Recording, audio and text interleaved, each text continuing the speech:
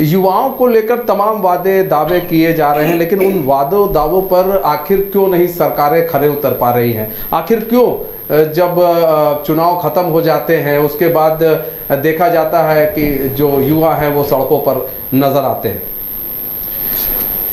देखिए, जैसा आपने बोला कि युवाओं के साथ वादा, तो लगातार अगर मैं बात करूं तो केंद्र सरकार ने जो भी वादा युवाओं के साथ किया या देश की जनता के साथ किया, लगातार केंद्र की सरकार ने, मोदी जी की सरकार ने अपने संकल्प पत्र में जो भी वादे किए उसको पूरा करने का काम किया। चाहे वह वादा जनता से हो, युवाओं से हो, महिलाओं से हो, किसान से हो, गरीब से हो, सबको पूरा करने का काम मोदी जी की सरकार ने कहा। वहीं आपने बात किया कि हम लोग अभी झारखंड के परिप्रेक्ष्य में अगर बात करें तो जो भी वादे झारखंड की वर्तमान जो सरकार है उसने किया, खास करके युवाओं के साथ लगातार उसको छला गया, युवाओं को ठगा गया, या आप बोल सकते हैं कि युवा आप लगातार, आप जैसा बता रहे थे अभी कि लोग चुनाव के बाद सड़कों पर आते हैं, तो उसका कारण क्या है? लगातार आप देखिएगा 5 लाख रोजगार का वादा था सालाना, वो नहीं पूरा किया गया। अगर लगातार आप देख रहे होंगे झारखंड में एक तो ट्रेंड ऐसा बन गया है कि एग्जाम्स होते हैं और लगातार उसका पेपर लीक होता है, लगातार एग्जाम्स के डेट्स को पोस्टपोन किया जाता है, क्योंकि ये इंटेंसिटी ही नहीं है कि युवाओं को रोजगार दिया जाए। तो यह देखने को मिल रहा है। लेकिन अगर केंद्र सरकार ने अपने किए गए वादों को संकल्प पत्र में पूरा करने का पूरा प्रयास किया और उसको पूरा भी किया है। ठीक है, गौरव जी जवाब दीजिए। जी, मैं चाहता हूं कि नरेंद्र मोदी की सरकार निश्चित रूप से बिल्कुल ही विफल सरकार चला रही है। अभी तक के कार्यकाल में जो भी उन्होंने मैनिफेस्टो में दिया था उससे निश्चित रूप से बाहर निकल के यही आ रहा है कि आपने जो जो वादे किए थे जनता से, आपने जनता के बीच में वो वादों को पूरा करने का काम नहीं किया है। आपने 2 करोड़ रोजगार देने का बात किया था, अभी तक 10 करोड़ नौकरी आपको देने का काम है, लेकिन वो भी आपने नहीं किया है। तो जनता आपसे सवाल पूछना चाहती है कि आपने वो पूरा क्यों नहीं किया है, पहला चीज। दूसरा चीज, अगर हम झारखंड के ही परिप्रेक्ष्य में बात करें तो झारखंड में ही पिछले कार्यकाल में, रघुवर दास के कार्यकाल में आपने जेपीएससी कंडक्ट कराया है कि नहीं करवाया है, या उसका रिजल्ट क्यों नहीं दिया, ये आप जनता के बीच में बताइए। आप जनता के बीच में रिपोर्ट कर देने का काम करिए, तभी उससे समझ में आएगा कि आप सही बोल रहे हैं और अपने मैनिफेस्टो पे आप हैं। उसके बाद नरेंद्र मोदी की सरकार बिल्कुल ही एक जुमला पार्टी की सरकार बनकर रह चुकी है।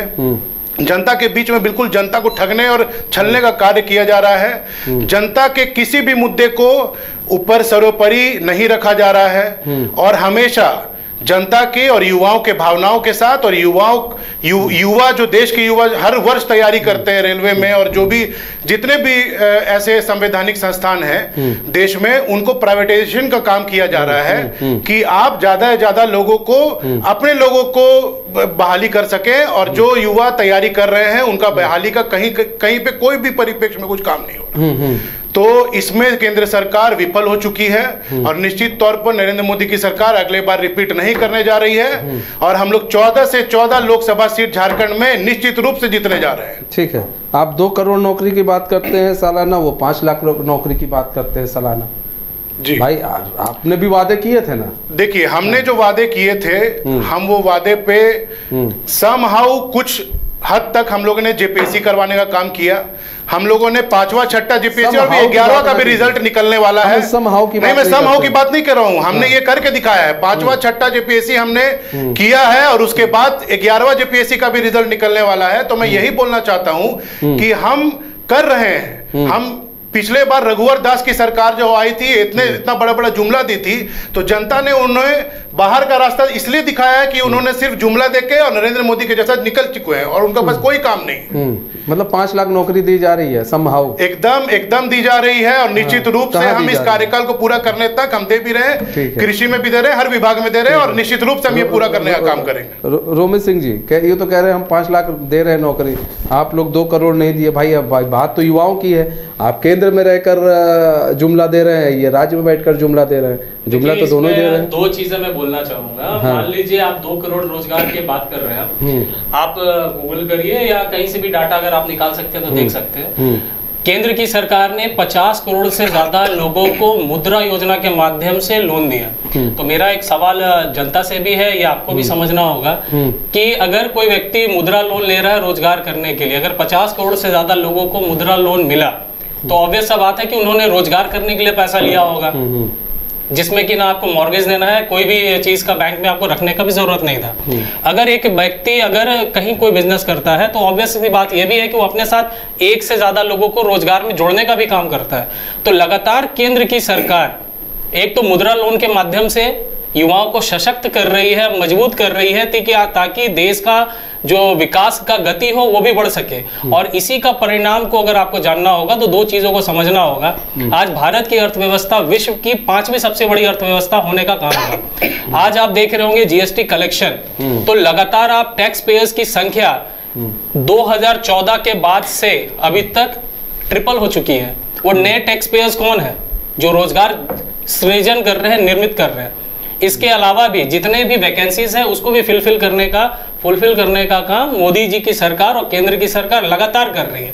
साथ ही साथ आपको यह भी समझने की जरूरत है कि केंद्र की सरकार आप देख रहे होंगे इंफ्रास्ट्रक्चर पे, बुनियादी ढांचे का विकास कर रही है, ताकि देश का आर्थिक विकास भी उसी से जुड़ा हुआ है। और जब एक ढांचा बनता है, मान लीजिए रोड इंफ्रास्ट्रक्चर बनता है, उससे भी आप एम्प्लॉयमेंट ही जनरेट करते हैं। अगर आप वहां सीमेंट यूज कर रहे हैं तो उसमें सीमेंट की फैक्ट्री में जब सीमेंट बनता है तो उसमें कारखाने में भी लोग लगते हैं। तो रोजगार का मतलब सिर्फ ये नहीं होता कि आप किसी गवर्नमेंट सेक्टर में ही जाए।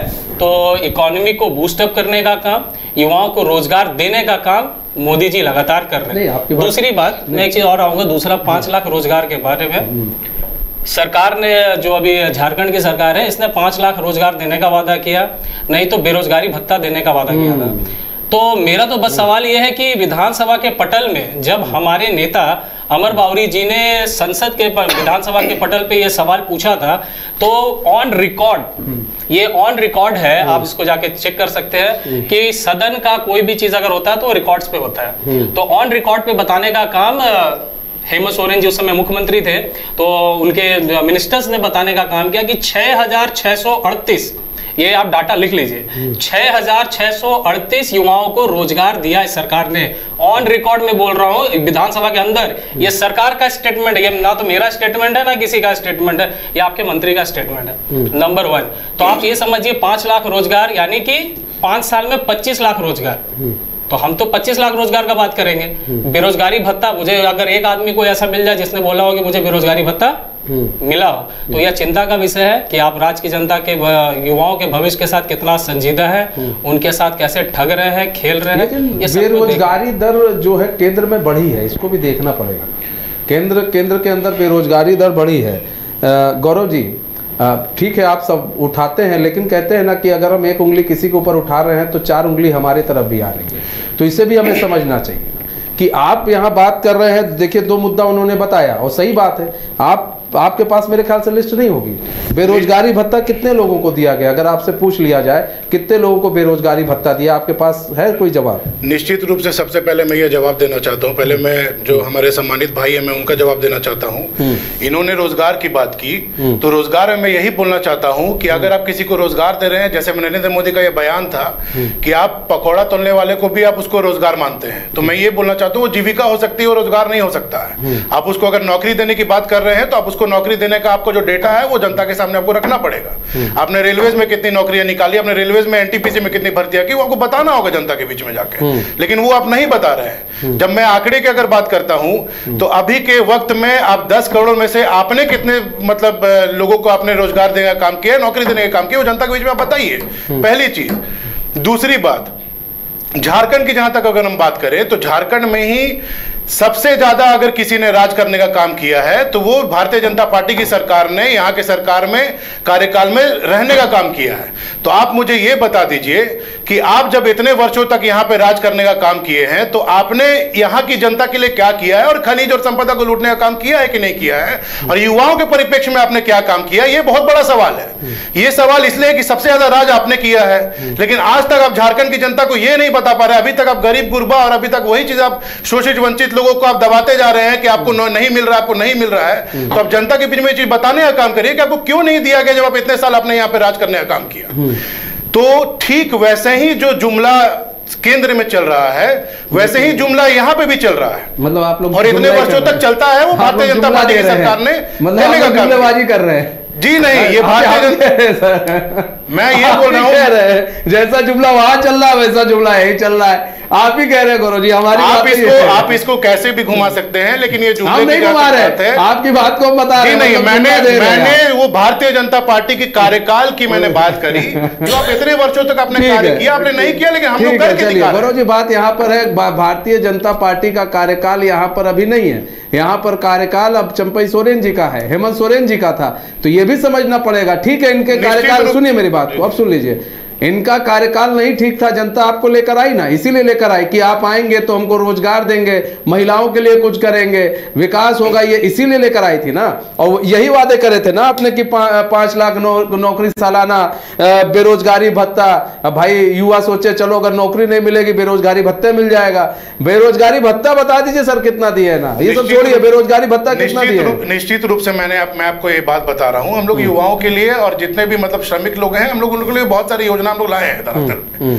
ठीक है, हम लोगों की सरकार जब से यहाँ पे बनी है अभी तक, मैं आपको ये निश्चित रूप से बताना चाह रहा हूँ कि हम लोग युवाओं के परिप्रेक्ष्य में और झारखंड की जनता के परिप्रेक्ष्य में हम लोग बहुत काम करने का काम किए हैं। हम लोग अबुआ आवास योजना ला रहे हैं, हम लोग नहीं, मैं आपको 2 मिनट बेरोजगारी भत्ता पूछ रहे हैं आप, हमें अबुआ आवास भेज, नहीं, मैं उसी पे आ रहा हूँ। आ जाएंगे तो वो कहेंगे हम पीएम आवास दे रहे हैं, मैं उसी पे आ रहा हूँ, मैं उसी पे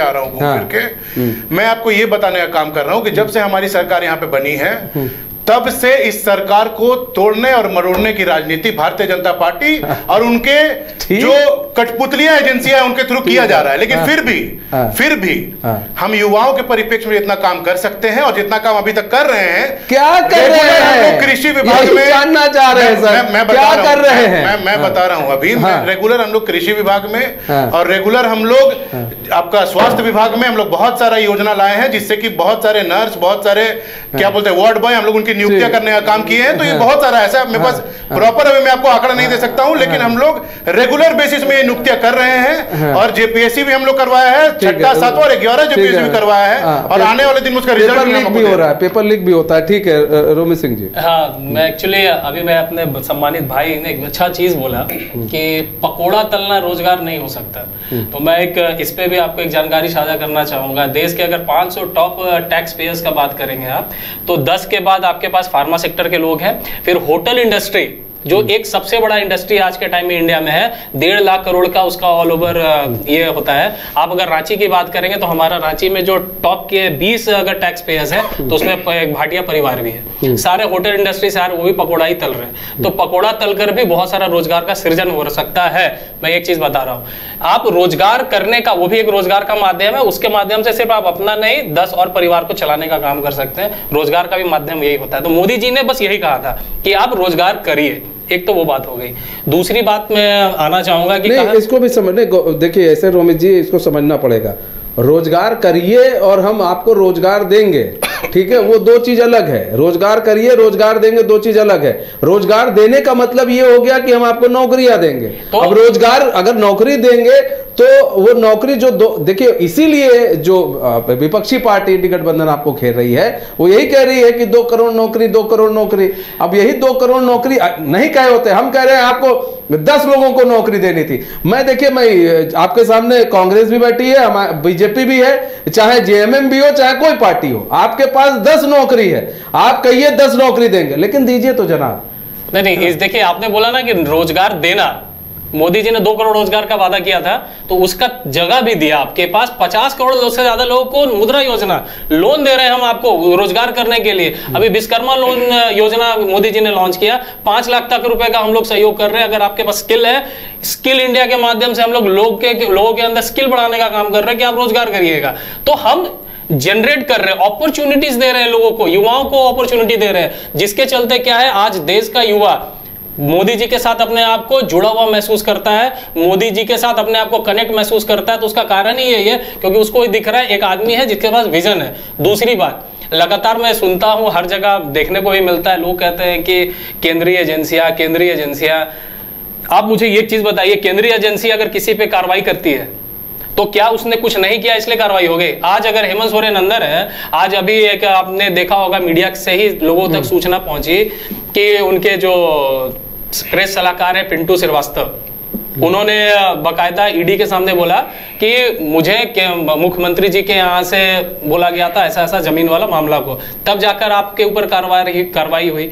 तो लगातार कहने का मतलब आपने गलत किया है, तब आपके ऊपर केंद्रीय एजेंसियां काम कर रही हैं, तब जाकर आप तो जा रहे हैं, सुप्रीम कोर्ट भी दौड़ रहे हैं, हाई कोर्ट भी दौड़ रहे हैं, क्यों नहीं आपको न्यायालय से भी मिल रहा राहत? क्योंकि आप गलत हैं। जब आप गलत करेंगे तो आप पे कार्रवाई होना निश्चित है, क्योंकि मोदी जी ने क्लियर कहा था कोई बचेगा नहीं, जो भ्रष्टाचारी है उसको अंदर जाना है। अभी चंपई सोरेन जी बोलते हैं मैं हेमंत सोरेन पार्ट 2 की सरकार चला रहा हूं, तो अगर आप पार्ट 2 में अगर उसी नक्शे कदम पे चलिएगा तो आपका भी सिस्टम वही होना है। आप आए हैं, अच्छा से राज चलाइए, जनता का पैसा कोई नहीं खा सकता। जनता का पैसा जब तक मोदी जी हैं, किसी को 1 रुपया ना खाने दिया जाएगा ना लूटने दिया जाएगा। इस चीज को एकदम गांठ मार ले कोई भी व्यक्ति रहे, अगर वो जनता का पैसा लूटेगा तो उसको जेल के पीछे जाना तय है।